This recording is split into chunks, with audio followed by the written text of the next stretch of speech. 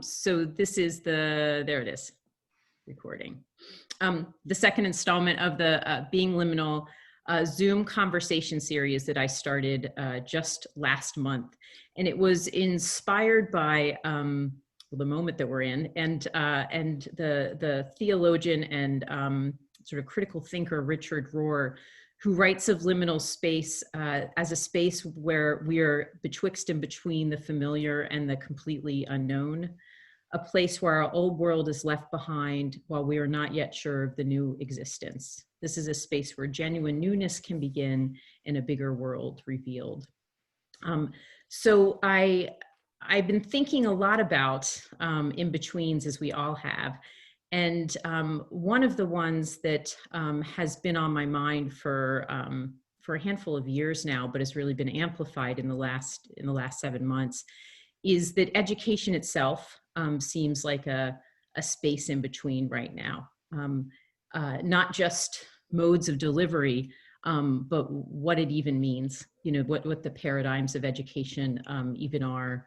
I think that all educators right now, regardless of the context in which they work, might ask themselves, like, what am I here to do right now? What is my job right now?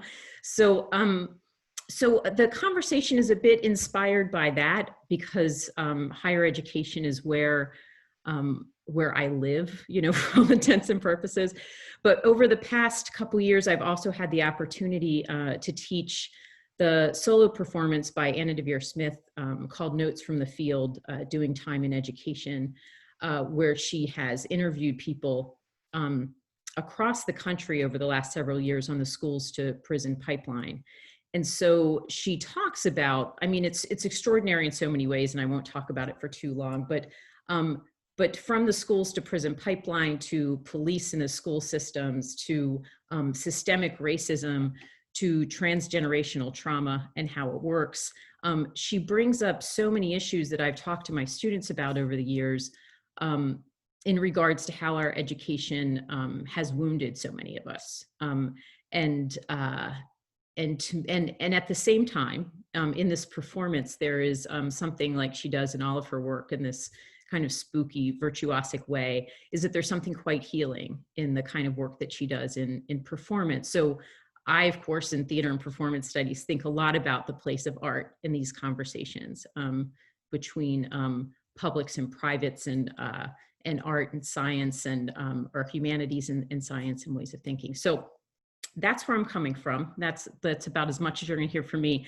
So I've gathered together this panel who, you know, strangely, it was only sort of the afterthought that I realized how much all of you are invested in issues of healing and psychology, as well as various interests in art practice, some more than others. So it's really experimental, because we never have conversations certainly in higher education. I don't even know how my colleagues feel about, you know, what it is to think about healing in the context of education. So I am so happy that all of you said yes, and that we found a time where we could meet. So why don't I do this? I'll just quickly go around and introduce you all to everybody. And if you just want to wave so that we know who you are, and then I'll come back and ask the first question, and we can sort of begin from there. First up is Renu Cappelli. Renu trained at UC-Berkeley in performance studies and at the California Institute for Integral Studies in Clinical Psychology. She's an educator, clinician, writer, and occasional puppeteer. And she works as a therapist in San Francisco and teaches in the Women and Gender Studies department at SF State. So hi, Renu, and welcome. Thanks for being here. Kelly Clarke Keefe is an associate professor in the College of Education and Social Services at UVM. Among her wide-ranging research interests and scholarship, she's published in the areas of the expressive arts and is a proponent of the usefulness of embodied arts-informed methodologies in education. Just let someone else in. Hi, Kelly. Thanks for being here. My friend Will D'Addario. Will is deeply vested in the rigorous study of everything, and I deeply mean that. This work most frequently manifests in his role as a scholar of theater historiography and performance philosophy, the editor of the book series and the online journal Performance Philosophy, a Reiki master teacher, a grief worker, and a student of clinical mental health counseling. Jeremiah Dickerson, and I should say that Kelly, Jeremiah, and I met Kelly and Jeremiah just this year. We're all contemplative faculty fellows here at UVM, so it's been like a real joy to get to know them. So Jeremiah is a practicing psychiatrist and is the director of medical student education in psychiatry at the Larner College of Medicine at UVM. And he has interests in pop culture, in medical humanities, in mental health stigma, social neuroscience, and the role of connectedness in fostering wellness. So welcome, Jeremiah. I'm really glad you're here. And last but not least, we have Sylvia Perry. It seems like a long time ago now, sadly, but Sylvia and I are friends, but we were colleagues here at UVM. But Sylvia's been at Northwestern now for, I think, for 4 years. Is that right, Sylvia? Around that? It's kind of crazy. It was, yeah, 2016. Yeah. Wow. I know. Sylvia is an assistant professor of psychology at Northwestern, and she is the principal investigator of the Social Cognition and Intergroup Processes Lab, which, among other things, investigates unconscious racial bias, how bias awareness develops, and the implications of bias awareness for prejudice reduction, intergroup contact, sense of belonging, and psychological well-being. So thanks to all of you. I think this is going to be an interesting experiment to sort of talk across disciplines and interests.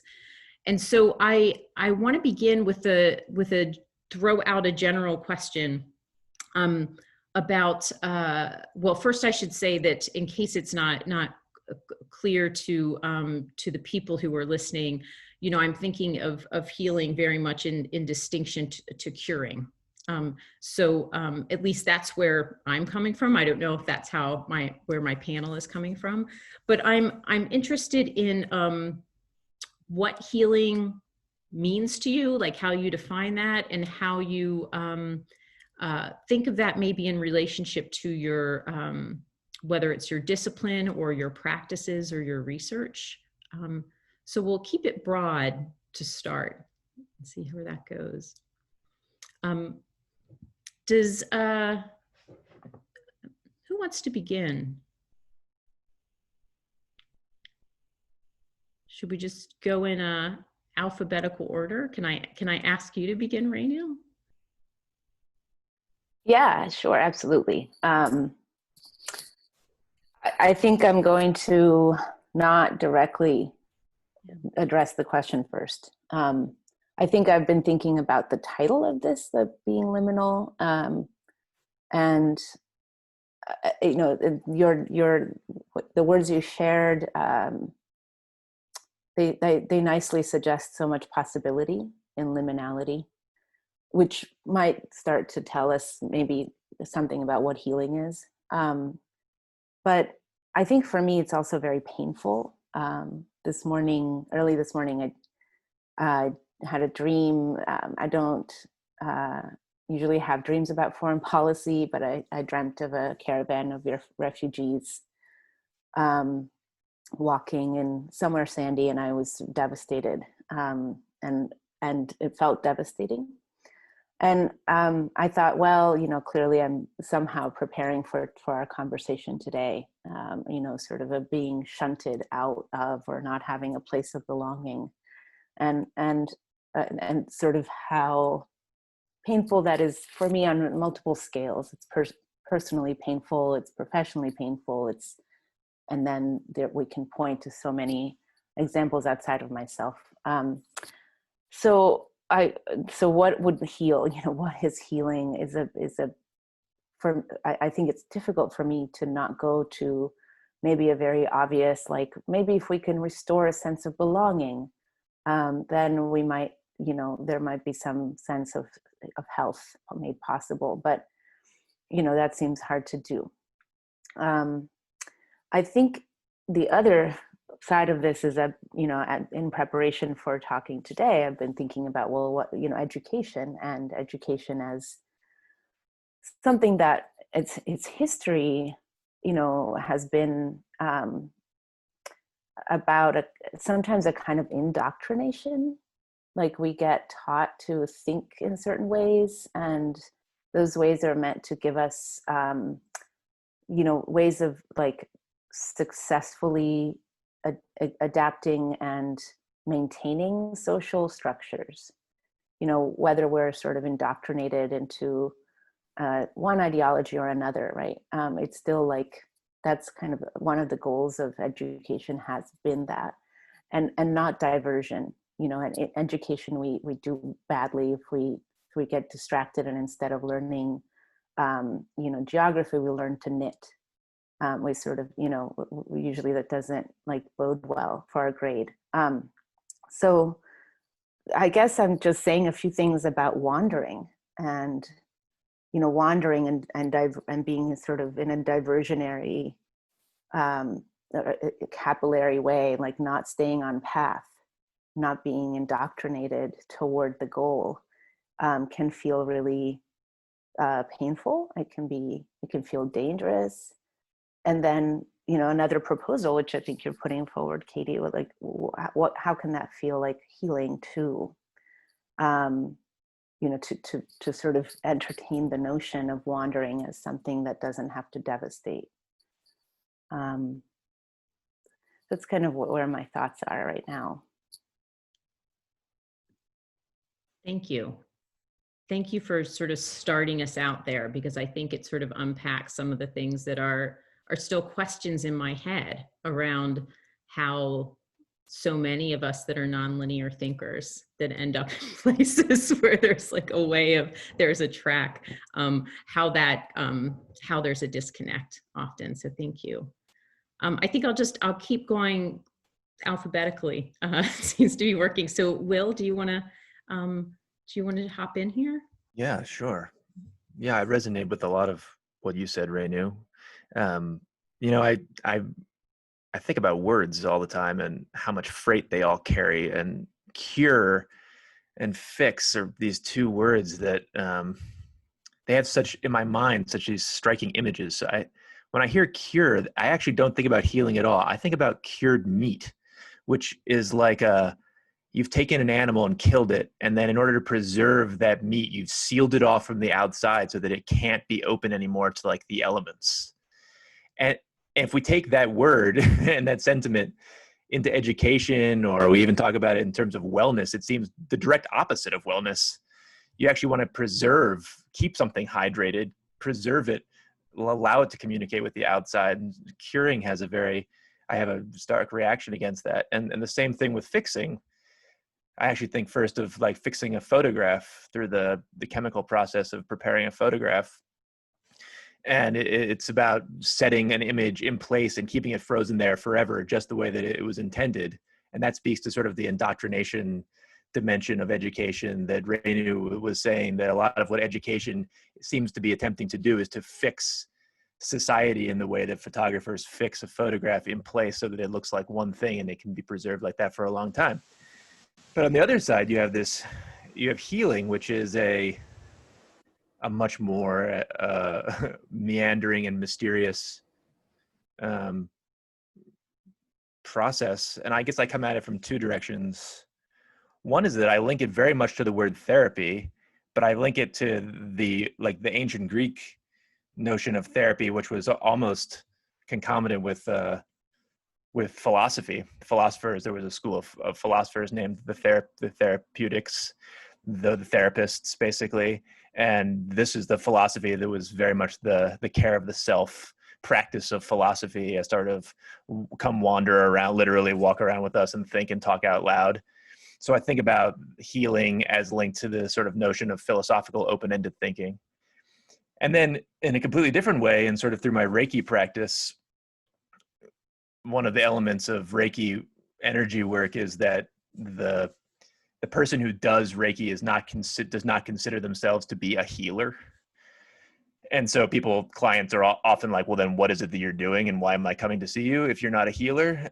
But the way that I explain it to them is that when two people come together and have the intention of participating in something larger than themselves together, we start to glimpse this thing called healing. It's something that we all participate in that's bigger than us, and it's ongoing all the time, but we kind of maybe we seal ourselves off from it. We sort of cure ourselves from this larger participatory event, and that you can gain access to it by falling into silence, just sort of being in proximity with people. I think of the word witnessing, just sort of witnessing our being together. So that's the other element that I think of when I hear healing. So I guess I'll leave it there.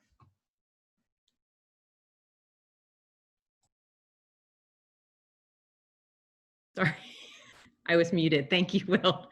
I just realized that I hadn't gone in alphabetical order. And so Kelly, please take it away. Well, you did, Katie. If you just go by one of my last names, you can pick. That's why I use a slash. I actually don't hyphenate my name. Use the Virgil. Anyway, wow. Renu and Will have already given me so much to think about. This is just such a joy to engage in these kind of conversations. I don't get this kind of nourishment on a daily basis. Let's just say that. So when I'm thinking about this comparative idea, Katie, that you're putting in front of us, this curing compared to healing, and listening to what Renu and Will are saying so far, what the panel is saying, I'm feeling the other members of this conversation participating in whatever is coming forward, and whatever this is feels healing. So something opening up, something that we haven't quite been able to recognize yet or name. I have kind of an antagonistic relationship to language. I didn't grow up in a set of circumstances where language was a big part of my, what I should say, text, discourse, books were not a big part of my upbringing, but language named a lot of my experiences for me, or so it thought. So I've always had sort of an antagonistic relationship with language, which only draws me closer to it, to try to open it up, and similar to the way that Will has already, and also Renu. But this idea of wandering or wayfinding, Renu, that you called into the space is really probably most resonant with what I am thinking about, have been thinking about with respect to healing. But I would also join Will in this idea of participating in something much greater, so many more forces than we certainly have language for, even perhaps the capacity to register is also something that I think of when I think about at least the possibilities of healing. I also think about healing as pointing to, maybe similar to what you were saying, Renu, that something is broken. I would suggest many things are broken and have been for a long, long time, and that grief and pain are a significant part of acknowledging that brokenness, that that casting out, that sense of unbelonging, and that healing is is just part of the process of being alive to that, and to maybe hope, maybe something that brings us closer together or more aware. I actually think there's a lot of healing going on in the world right now, and some of it looks destructive, but I think destruction is part of the process.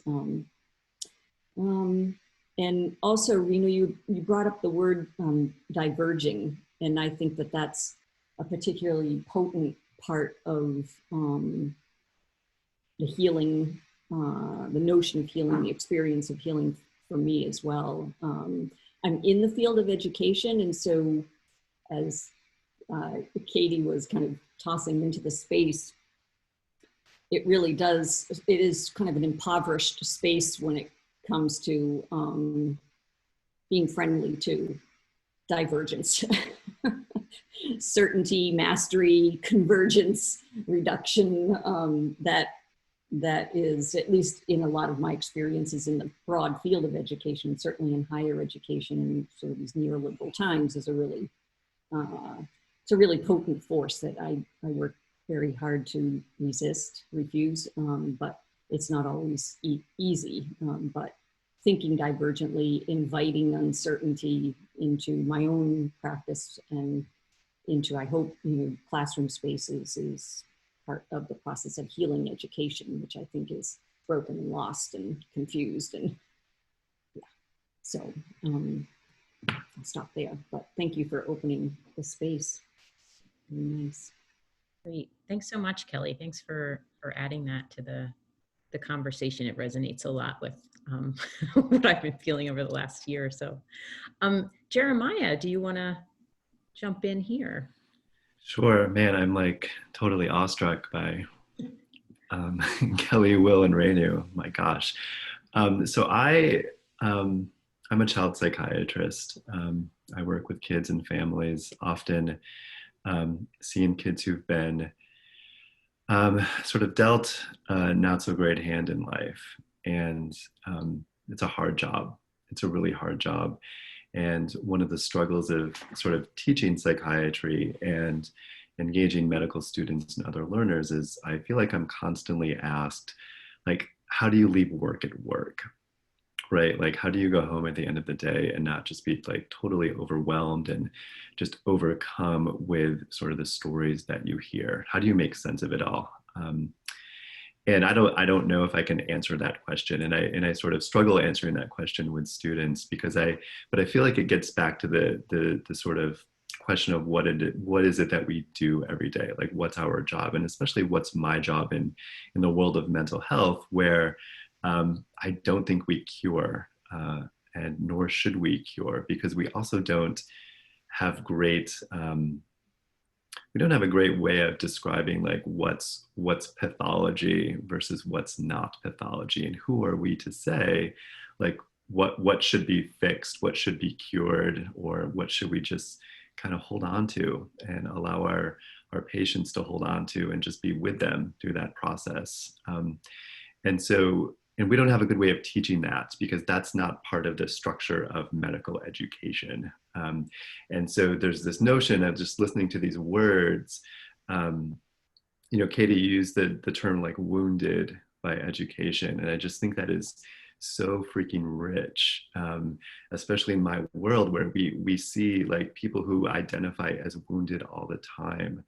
And I'm trying to teach people how to manage those wounds. And again, it's not easy. And so we're sort of creating the space where teaching students to sort of, I think, sit with suffering. And that's a really hard to do, because sort of it's a different sort of take on, we're not fixing suffering, but we're just sort of sitting with it. And we have to learn to be comfortable with it, because I think that in and of itself is very healing to both ourselves and our patients. But how do we do that? And how do we do that in a way that that allows students to be vulnerable with that experience? Because a lot of folks that come into medicine are very, very driven, and very driven to want to fix and want to fix quickly.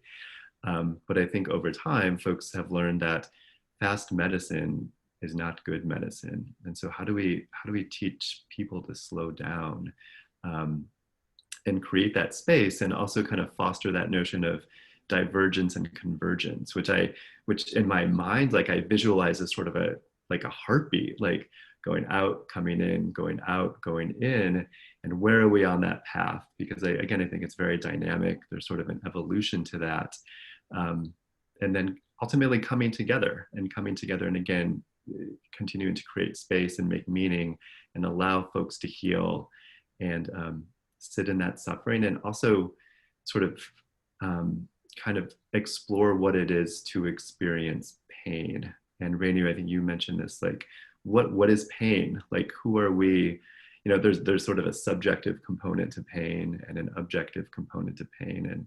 And, you know, I feel like that's a real struggle for me, is how we define that and how we also allow people to sit with that and also kind of push them out of that pain into something that's a little bit more comfortable to sit with. So thank you for this. This is a really wonderful, rich conversation, and hopefully that made some sense. But you know, I really, my role as a physician, I feel like, is changing every day, and it certainly changes with the patients and the families that I sit with hour to hour too. So thank you. Yeah, thank you, Jeremiah. It's so great to have this, I mean, but to have this more formal conversation, but it allows me a much more of a window into to how you've been thinking about this, because I've been sort of wondering from the medical end, because you sit in a very in-between space there. Oh my gosh. Yeah, and I think psychiatry in and of itself is also more of an in-between space, in the in-between space of medicine, right? So there's a meta to that is challenging to kind of make sense of. Yeah. Thank you. And Sylvia, I've been, since Sylvia and I were colleagues and I started to hear about her research a while ago, I've been following her ever since, and her research. And one of the things that, you know, I feel like, and you can tell us more about, when I think of the work that you've done, the research you've done on bias awareness, is how much that's, when I think of that, I'm like, this is the paradigm of how education heals. Do you know what I mean? Like, this is the paradigm of like, oh my God, okay, this is healing people who are supposed to be healing people, you know? So anyway, I'll let you take it away from here. Thanks, Katie. Thank you for having me.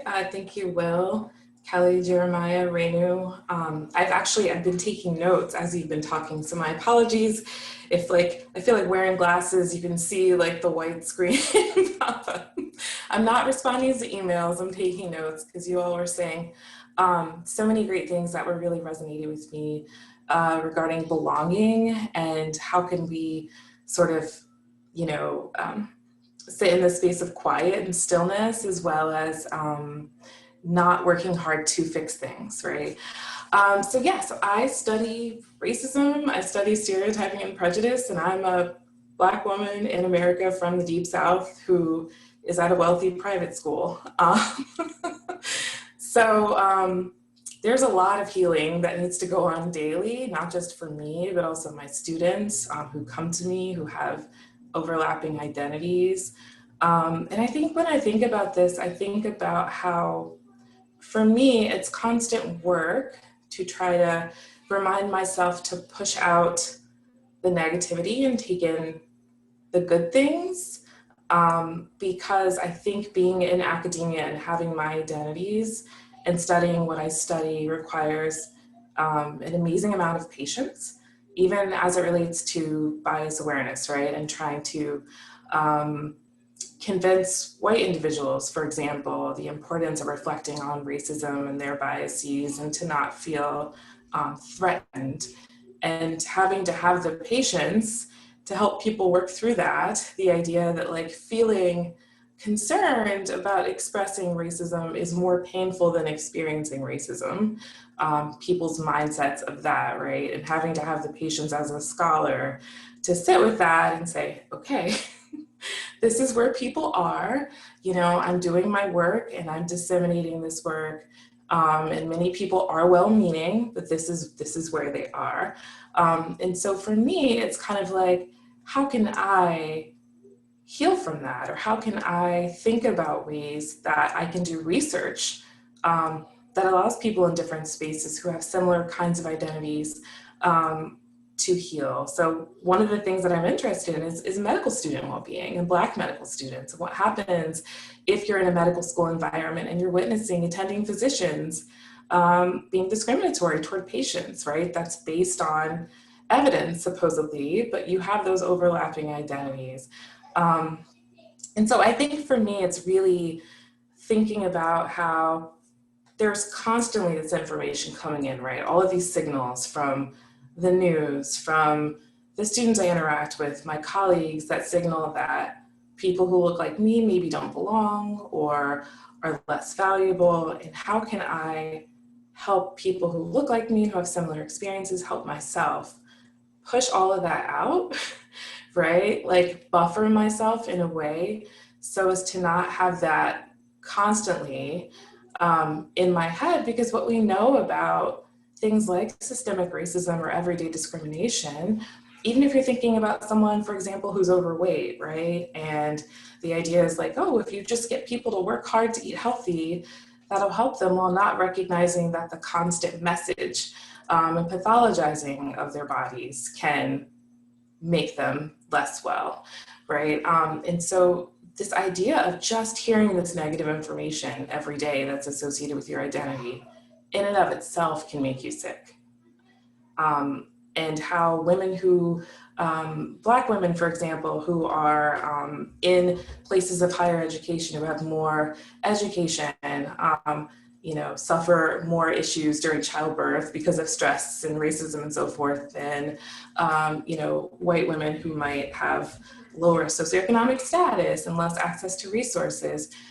So it's just constantly signaling to me that there's a lot of noise out there, and what are the ways in which I can sort of keep that out for self-preservation reasons, right? How can I do that? And I think that one of the things that I've been thinking about a lot is this stillness and this quietness, and sort of trying to think about ways in which I can go to a space without my phone, you know, with nothing else, and just sit and be quiet and with myself. And Katie, I remember that you would do this. Like, I think that this is something you would do. You would go off somewhere for days and just not talk to anybody. Am I making this up, or is that like a real thing? Katie would do this retreat, and I'd be like, that would drive me insane. Like, I cannot imagine sitting somewhere for days and just being quiet. So I think that's something that I've been thinking about a lot lately. Like, how can I just sit in a space and be quiet and like just let all of that stuff go, that weight. And I also think that because I have a lack of control of other things, I have a tendency to want to fix things in my life, right? To have a strong sense of certainty and control, because so many other things feel out of control. And thinking about how can I let that go? That I don't have any control over this stuff that has nothing to do with me, and that doesn't mean that the way that I fix that stuff that's happening above me is to try to fix something else, you know, that's completely unrelated in my life. And then lastly, one thing that I really am big on, and I talk to my students about, is how can you find a sense of voice? Like, what's something that you can engage in, that you can be involved in your life, that makes you feel affirmed and like your voice is being heard, especially if you feel like your voice is not being heard in other spaces. And I think that that's become really important for me as an academic and as a Black woman. And that's something that I encourage for my students, my graduate students, when I'm saying, like, when you set your goals every week, it's not just about your academic goals. It's about your personal goals, how you can heal yourself, you know, how you can find a space where you have voice and you have community. All right, so I'll stop talking because I've said a lot, but that's what I have to offer. That's fantastic. Thank you so much, Sylvia. That there's so much there that that I'm going to use to sort of tie this next question together, because what you brought up and what I hear resonant in several other things that have been said here is sort of this tension too between like a healing that that we can do for and to ourselves, and a bit of what Will was saying, which is like when two or more people come together about something that is bigger than them, then and in sort of this shared experience that can be healing, because it's a big ask for people to heal themselves in sick environments. Do you know?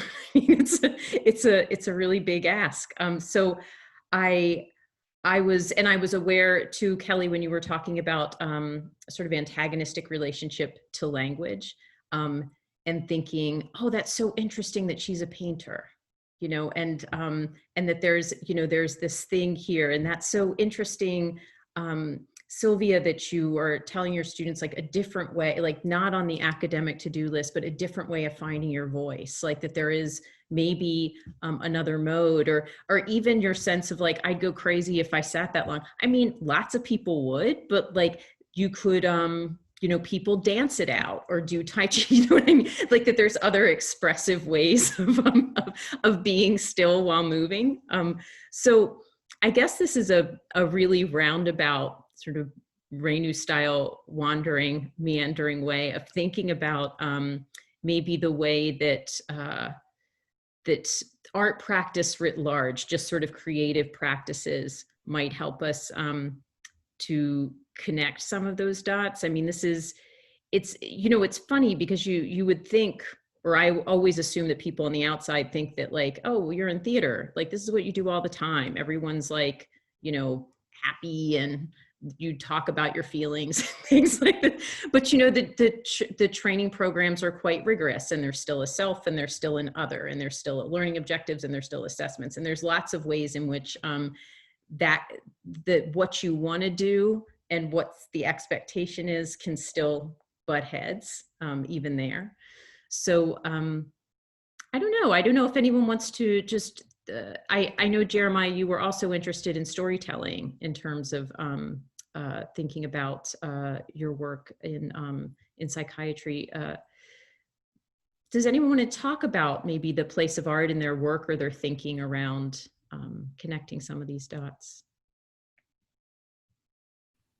Yeah, I can start, Katie. I've been thinking a lot about this lately because there's been more and more literature that speaks to the fact that medical students throughout their training actually decline in empathy. You know, so as we teach them more medicine, and as we are supposedly teaching them to care for patients, their empathy declines. And you know, what is that? Like, what is that all about? And just kind of taking a deeper dive into the science of empathy and what's happening in our brains, and what's happening in our brains when we automatically in-group and out-group folks who are like us and who aren't like us, and how that affects our ability to care for them on a really sort of kind of primitive level. And that's fascinating to me, both from a larger clinical standpoint, but also from a neuroscientific standpoint. And I'd love to hear others' thoughts about that. But, you know, one of the ways in which that we can sort of foster empathy is through the arts, through the humanities, and through contemplative practice, all of which has not been sort of a mainstay of medical education ever. And so there's been this nice shift over the last decade of bringing humanities back into the world of medicine. But it's hard to do. It's hard to do when, like Renu was saying, there's such a structure to the way that we are forced to educate our students. They have exams to take, there are certain measures that they have to meet, et cetera. But thinking about how to build perspective taking and using stories in which to do that, using first person stories, and allowing students to, you know, I've taken to having students read poetry and sit and reflect on a poem in clinic. And that was the last thing that they expected to do that day. But it can be pretty powerful because it does force you to take a step back and think about what other people have experienced. And if we can do a much better job at sort of fostering that ability to perspective take, the hope is that empathy will no longer be in a decline over medical training. But I think there's such a richness to using art in medicine, and we have to do a much better job at incorporating that. Thanks. Does anybody else want to follow Jeremiah? You know, if I could just say, like, I'm thinking about how art making it's one of those things that seems to jump around from potentially being a tool toward, like, you know, using story or using art or using song and dance, like to, you know, to move out of that silent space or whatever it is, to find a voice, like it might be something that becomes like it's a functional thing, or like it's a way into something else. And then for others of us, art making is the object or is the aim. And then we try to think about, like, even like, how can I use psychology to help me make art? You know, that there can be these sort of reversals. And I'm thinking about it because it's been a really long time since I've gotten to play with the puppets that I get to play with my dear friend and really talented puppet maker and jeweler, Nikki Ulehela. But she's the one who taught me to puppeteer, and it's a side gig. It's something I do just for fun. It has nothing to do with my discipline in a way.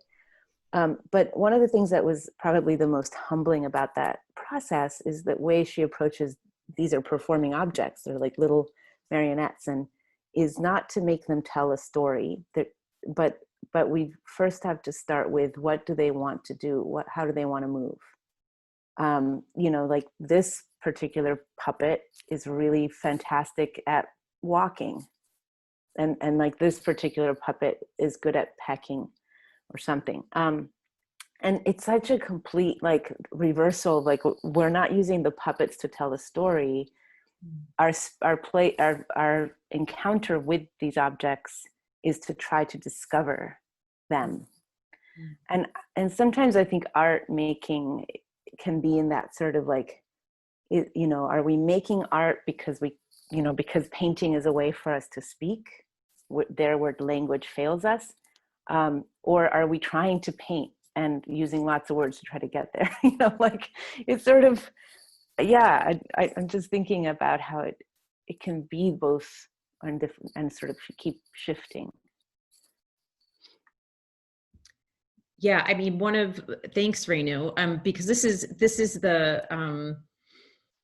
is something I think about a lot, because there's so if you're, as you know, like if you're in a discipline like theater and probably like art practice, although I don't teach in that area, all of the training is a sort of means to an end in a lot of ways. Like, yes, there's this train, but there is a production, like there is something that's going to happen at the end. And so you're training for the work of art is the thing.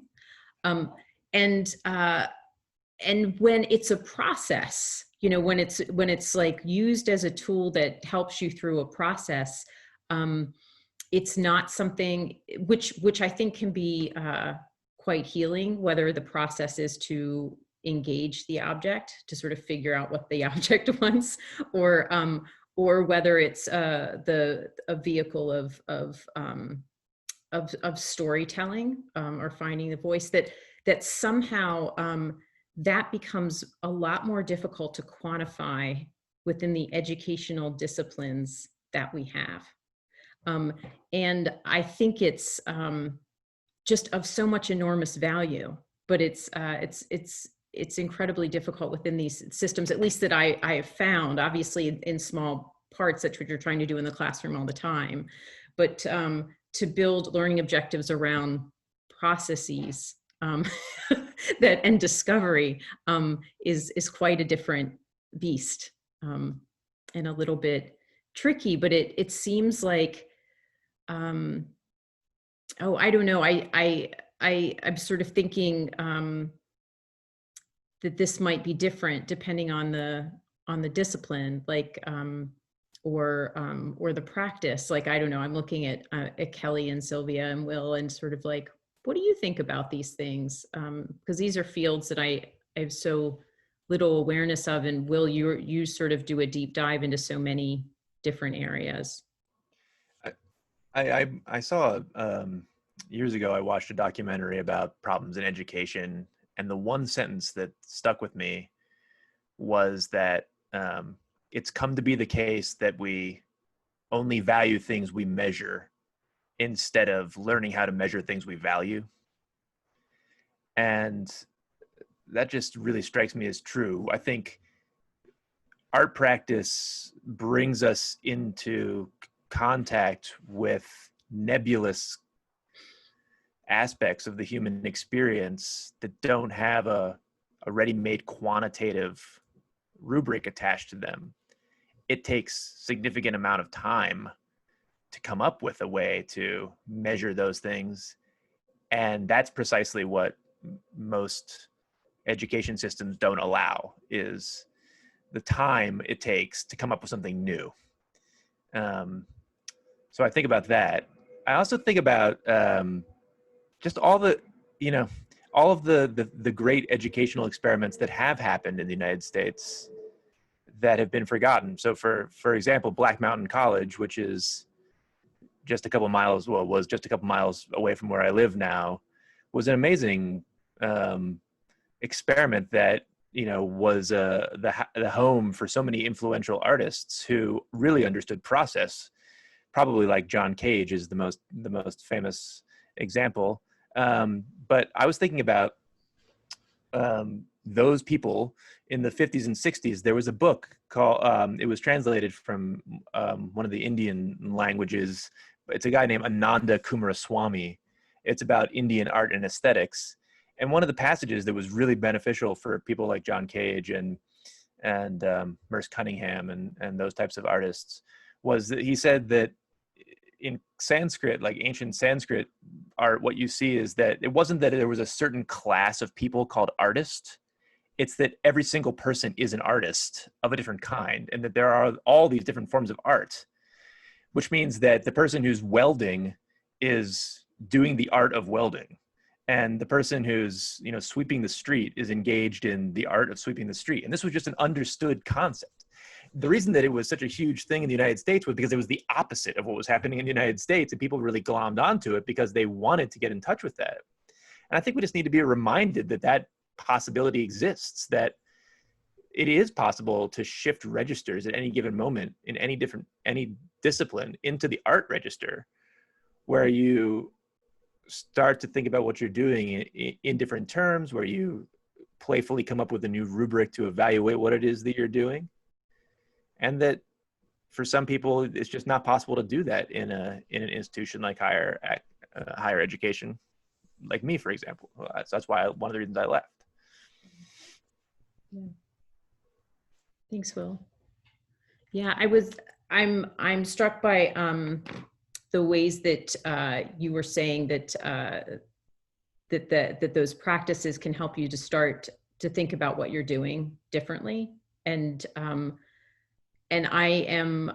really curious, Sylvia, like when you introduce, maybe in the classroom or maybe within your lab, but you start to introduce people to these ideas, or do you is it through stories that you get people to, that these studies are collected, or how does that work? Like what are those methods? Yeah, so it's interesting because when I sort of signed on to do this and I was thinking about art and the questions about how that plays a role in my work, I got a little anxious because I was like, oh my God, that sounds so cool. Like, I don't do that. I want to do that. I love art. I love design. Like that's one thing that my colleagues know about me. They're like, Sylvia's office is serious. You guys should go see. She's serious about design. But I think so. If you guys couldn't tell from my first answer, I'm a little bit of an oversharer. And I always feel insecure about that with my students. But the truth is that I'm interested in the topics that I'm interested in because it's personal to me, right? And like, I think a lot of times in science and psychology, people try to pretend like you can only be a good scientist if it's like, has nothing to do with your identity. But like, the truth is, like, most people are navel gazing, right? Like most people are doing this stuff because it has some connection to their identity. And so inevitably, when I'm teaching a stereotyping and prejudice course, there are topics and things that we discuss that are relevant to my identity and my experiences. And so I often do tell stories. I tell stories that my dad shared with me. I tell stories of my own experiences as a Black woman, or other people's stories. And I usually feel like a big nerd up there, like doing these things, but then inevitably I'll get like an email from a student, or in the reviews at the end of the quarter, people will say, thank you so much for telling those stories. Like, it really helped me understand what this looks like in real life on a human level. And so I do that. I bring in popular culture because that's something that I really enjoy. I always say that even though I'm 39, I feel like I have the music taste of a 21-year-old sometimes, because I just really like pop music. But I think that those are the kinds of things that I feel like my students are always going to be, 17 to 22, roughly, right? But those stories and that human connection, and even like connecting things to popular culture, which are a reflection of the current times, really helps me connect with my students in a way that lightens the mood and allows them to take it in, but also to understand the seriousness of the work that we're talking about. Thank you. I think, is Kelly there? I'll hold off. It's okay, Kelly. Sorry, I had to move. The conversation is getting me so heated up, I had to move to a cooler space. Sorry, I'm getting myself resituated.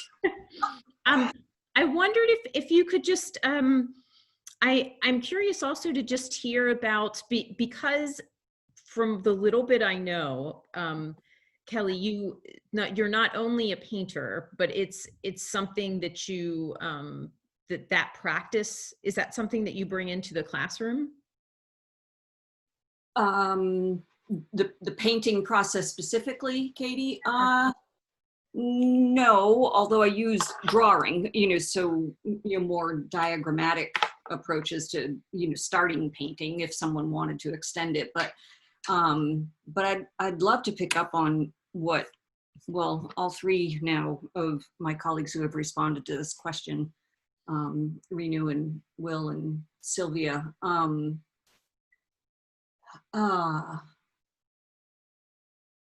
Yeah, so art has been a really important part of sort of not letting education completely destroy me and gut me.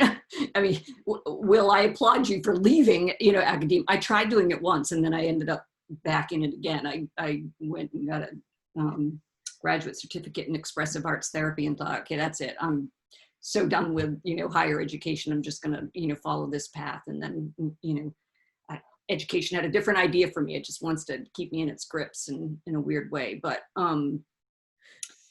you're thinking, Renu, about, kind of taking and shift. I don't want to speak for you, but it sounds, you were doing this kind of wonderful kind of rupturing of the lens of the ways in which, we're maybe expected to engage in art, and maybe asking, well, how does the art want to engage in us? Or how does the process of, this object or this making of the object want to, engage us differently? What plan does it have for us rather than what plan do we have for it? And I feel like that's at the crux of, and all of you are helping me bring language to this, which is always really helpful for me. I really feel like that's at the crux of what I try to do when I am bringing art to the educational process. Because again, I teach in education.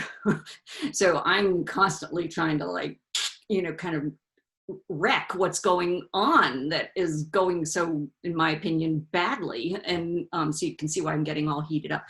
And I actually just finished writing a really hot mess of a manuscript that talks about the importance of introducing uncertainty into educational spaces, and specifically educational research classrooms where people are expecting mastery of method, and for method to then master whatever it is that we're going to contribute by way of knowledge. And I introduce things like and these are not self-described artists that I'm typically working with, right? In the classic way that, you know, that's been ruined too. But I am interested in pushing people off kilter. In fact, that's the name of the article, is becoming epistemically off kilter. And so I might introduce, you know, where we're going to talk about research design, but I speed up the process. I put people in chairs that have wheels. I can't do that right now, but so that they have to zoom around each other and crash, you know, and inevitably it becomes just a hot friggin' mess. And and I keep pushing at questions that ask them to lay things out in a more linear fashion. And they finally have to kind of, like you were saying, Renu, they kind of have to accept that they have to adopt a different relationship with the object that I'm asking them to engage with. And it forces a different frame on the circumstances that they find themselves in. Suddenly, what they're experiencing is something completely unfamiliar and uncustomary to what they were expecting. And so then inevitably they turn to me, like, tell us how to fix this, you know, because the, you know, the so-called authority figure, which we learn about in education. And then I might turn it into something where the idea is that they're not allowed to use speech to respond. They have to sort through other possible avenues for expression that, you know, that might be a more theatrical kind of arrangement for the requests that I've put out. Now, I'm always there's a trepidation with doing that kind of work, especially as a white woman in the, you know, faculty member, a tenured faculty member who's able-bodied and cisgendered and you know, carry a tremendous amount of privilege. And so there's always a bit of trepidation with doing that, depending on the, you know, circumstances, the individuals whom I inevitably am not going to know thoroughly, who are in the classroom. So there's always sort of a checking in process and a kind of tacking back and forth between what's expected and pushing people off kilter. So this is a long-winded way of saying I don't bring in painting per se, Katie, and I don't do representational artwork. I don't do painting. Well, it gets into my kind of Deleuzian ways of thinking about this stuff, but I engage in sort of registers in a given field. I have Ira and Jeremiah's class, and I were doing educational research on how his students are encountering the poetry pieces that he's introducing in his classrooms. I'd be really interested in the affective register for myself. I can't guess what that is for other people. Maybe Sylvia would have a really great way that I could figure out how to survey those individuals to find out what their affective registers are. But I can't be that presumptuous of my own skills.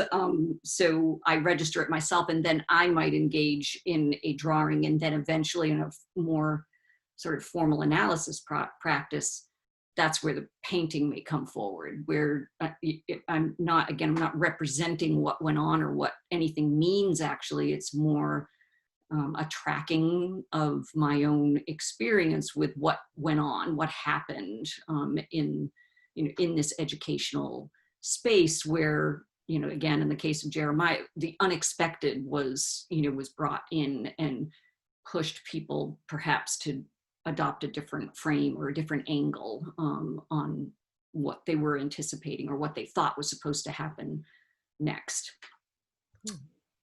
Thanks, Kelly. I think it's just about 7:18. So I'm going to open it up to see if there's any questions out there, if anyone wants to ask questions, anything.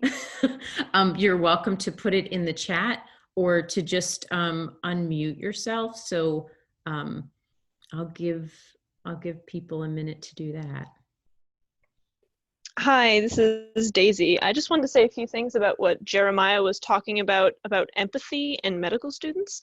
I'm actually a neuroscience major, and we were just kind of going over empathy in one of the classes that I just had.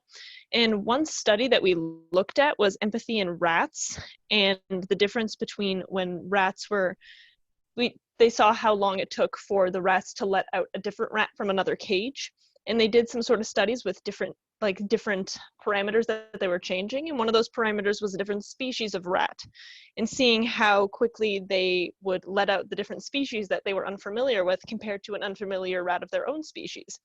And I never really thought about that before in terms of humans and different race relations, but I thought that could be very interesting when you were talking about with medical students and their lack of empathy and how that might affect people of different diversities.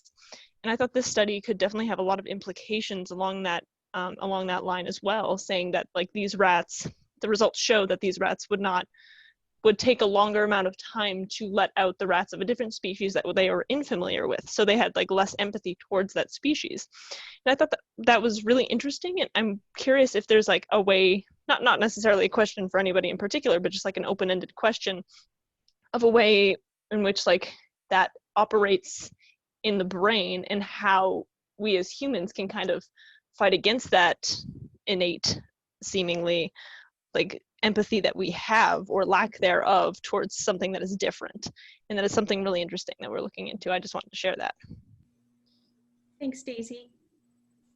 I could speak to that, Jeremiah. I don't know if you Yeah, go want to ahead. speak to yeah, it's really interesting. Like, yeah, I'm really interested in intergroup relations, and I think a lot about empathy, and there is something that goes on in the brain, but these are like, you can think about it from an evolutionary perspective, of course, but then who we choose to be our in-group or out-group is very subjective experience. But once we've made that decision, it does show up sort of in the brain in terms of the empathy we experience toward an in-group versus out-group member.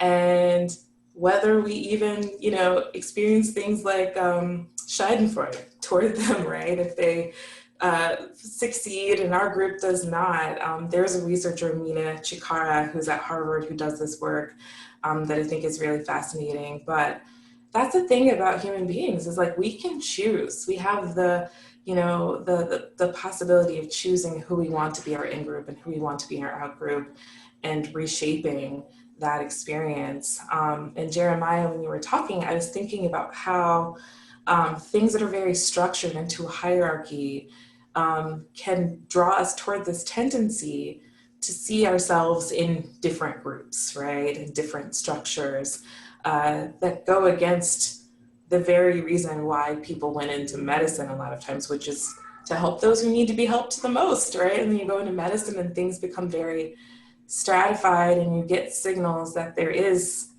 an us versus them kind of thing.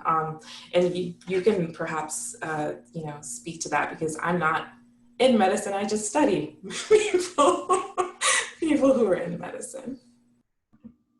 Yeah, there's this notion of compassion fatigue, right? It's like we're burnt out. Like, how do we continue to do this work when we're just so overwhelmed by affect and sadness and have trouble sometimes empathizing with those who are not part of our in-group? I think that this is fascinating. And Daisy, there's a book that was published, I think last year, called The War for Kindness, which is sort of a nice kind of primer on sort of the science of empathy and what folks can do to kind of build empathic connections with other people outside of their in-group. And in that book, the author comments on a lot of animal studies that are sort of building the database for that. Yeah, empathy really is teachable, but how do we do it and how do we do that effectively?